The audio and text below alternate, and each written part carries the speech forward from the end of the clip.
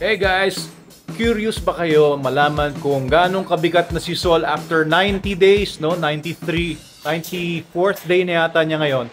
Timbangin natin si Sol. Ayun, sinet up ko na yung weighing scale. Kunin ko na si Sol. Ito na si Sol. Charge ko yung weighing scale. Okay. Sabi ko natin ito na siya. Gaya ng dati. Oh, very good.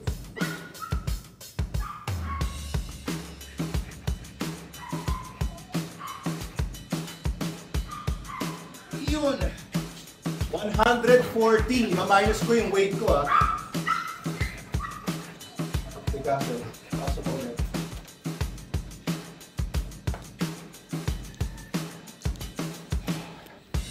Okay guys, yan makikita nyo. 140. Okay, so ako naman, ima-minus natin yung timbang ko naman. Dali lang, timbangin natin ako.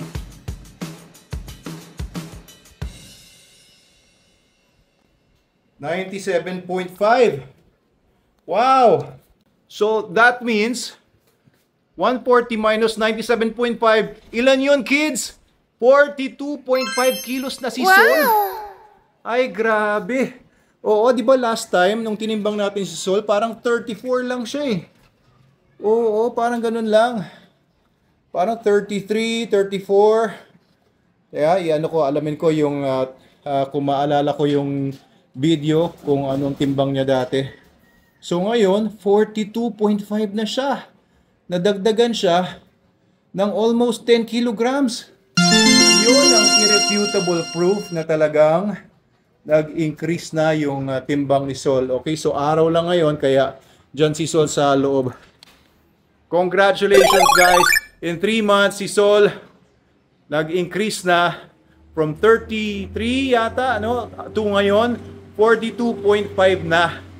Ayan, talagang mas lalong nagiging kanikorso na si Sol. Dahil yan guys, wala akong ibang pinapakain.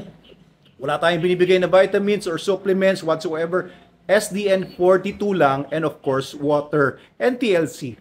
Kaya kung hindi nyo pa nasusubukan yung SDN, oo, the best dog food in the multiverse, anong masasabi mo, Sol? Subukan nyo na po lahat. Subukan ninyo ang SDN.